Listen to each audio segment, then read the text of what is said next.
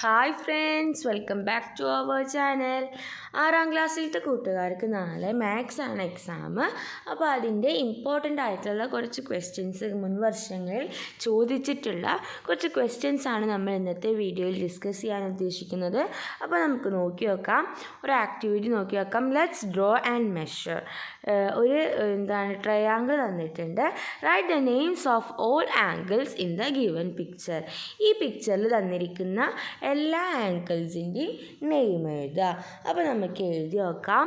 Angle CAB, ഏതാണ്? Angle CAB എന്ന് എഴുതാം. Angle CAB is equal to 30 degree. ഇനി നമുക്ക് അടുത്തത് എന്ത് എഴുതാം? ആംഗിൾ ABC എന്ന് എഴുതാം. Angle ABC is equal to 100 degree. ഇനി എന്താ? ആംഗിൾ BCA എഴുതണം. പക്ഷെ നമുക്കത് തന്നിട്ടില്ല. അത് നമ്മൾക്ക് എങ്ങനെ കണ്ടുപിടിക്കാൻ പറ്റും? ഒരു ട്രയാങ്കിളിൻ്റെ ടോട്ടൽ എന്ന് പറയുന്നത് 180 ആണ്.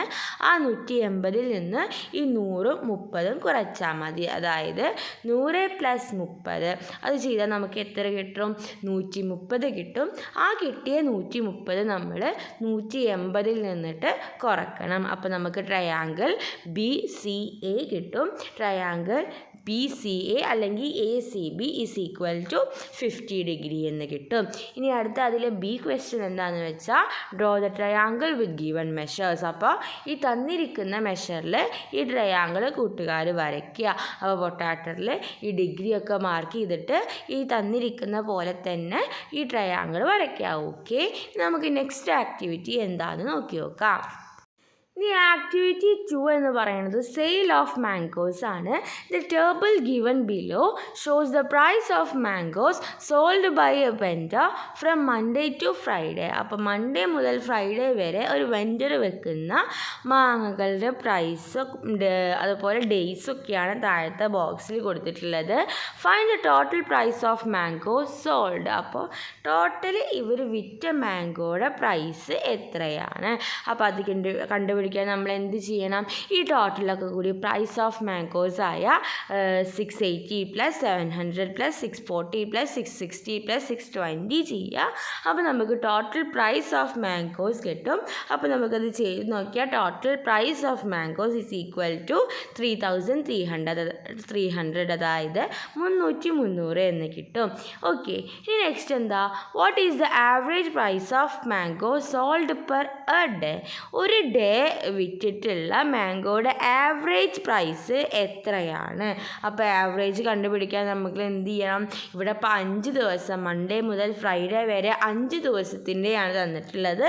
അപ്പോൾ ഈ ടോട്ടൽ പ്രൈസ് ഓഫ് മാംഗോസ് ആയിട്ടുള്ള 3300നെ 5 വെച്ച് ഡിവൈഡ് ചെയ്താൽ നമുക്ക് എന്ത് കിട്ടും? ആവറേജ് പ്രൈസ് ഓഫ് മാംഗോ കിട്ടും.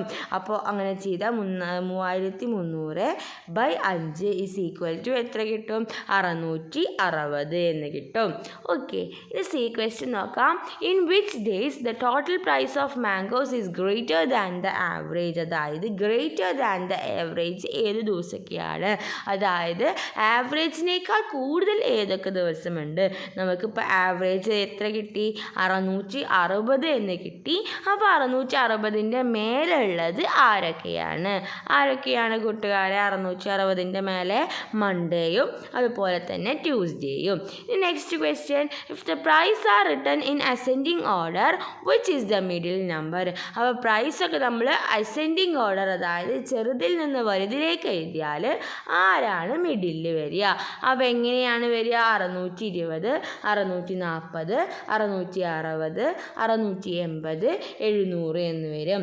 അപ്പോൾ ഇവിടെ മിഡിലിൽ വരുന്നത് ആരാണ്? 660. ഇനി വേറെ അടുത്തൊരു ആക്ടിവിറ്റി നോക്കാം. The table shows the quantity of milk gained in Aji's farm from September to December. അപ്പോൾ എന്താ? സെപ്റ്റംബർ, ഒക്ടോബർ, നവംബർ, ഡിസംബർ എന്ന് പറഞ്ഞിട്ട് മന്ത് കൊടുത്തിട്ടുണ്ട്. നമ്പർ ഓഫ് ഡേയ്സ് കൊടുത്തിട്ടുണ്ട്. Total quantity of milk in litres കൊടുത്തിട്ടുണ്ട്. Average quantities of milk per day in litres കൊടുത്തിട്ടുണ്ട്. Find the values in the missing column of corresponding months. അപ്പോൾ ഇവിടെ കുറച്ച് values മിസ്സായിട്ടുണ്ട്. അപ്പോൾ അത് ആദ്യം നമ്മൾ കണ്ടുപിടിക്കണം. അപ്പോൾ എന്താ, നമ്പർ ഓഫ് ഡേയ്സ് സെപ്റ്റംബറിൽ 300, ടോട്ടൽ ക്വാണ്ടിറ്റി ഓഫ് മിൽക്ക് 360 ആണെങ്കിൽ ആവറേജ് എന്ന് പറയുന്നത് എങ്ങനെയാണ് കണ്ടുപിടിക്കുക? നമുക്ക് 360/30 ചെയ്താൽ നമുക്ക് 12 കിട്ടും. അതാണ് average quantity of milk per day എന്ന് പറയുന്നത്.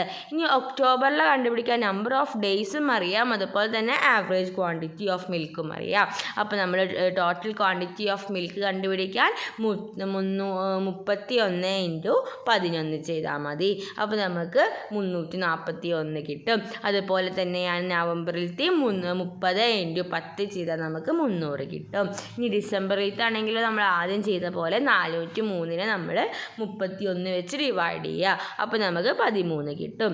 Okay, in which month the production of milk is highest? അപ്പം ഇതിൽ ഏത് മാസമാണ് കൂടുതൽ മിൽക്ക് പ്രൊഡ്യൂസ് ചെയ്തിട്ടുള്ളത്? അപ്പോൾ നമുക്ക് കണ്ടാൽ മനസ്സിലാവും ഏത് മാസമാണ് കൂട്ടുകാരെ. ഇതിൻ്റെ ആൻസർ കണ്ടുപിടിക്കാൻ നമ്മൾ ആവറേജ് നോക്കിയാൽ മതി. ആവറേജ് ഏറ്റവും കൂടുതൽ വരുന്നത് ഡിസംബറാണ്.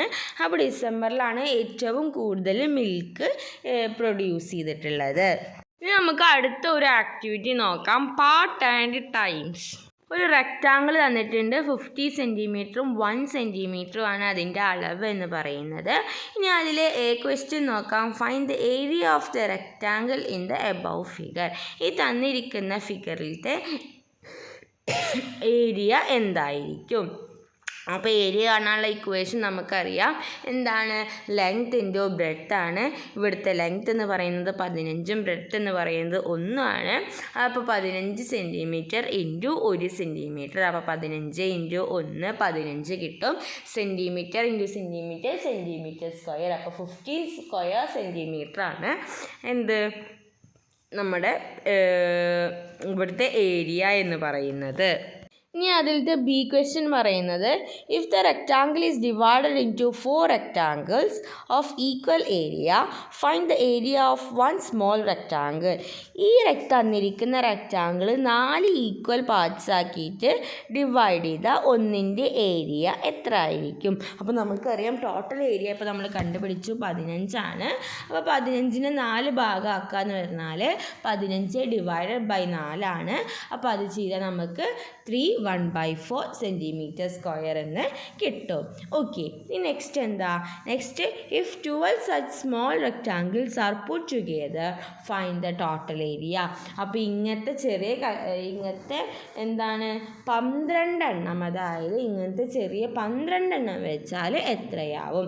അതായത് 15/4 × 12 ചെയ്താൽ നമുക്ക് കിട്ടും 45 സെൻറ്റിമീറ്റർ സ്ക്വയർ എന്ന്.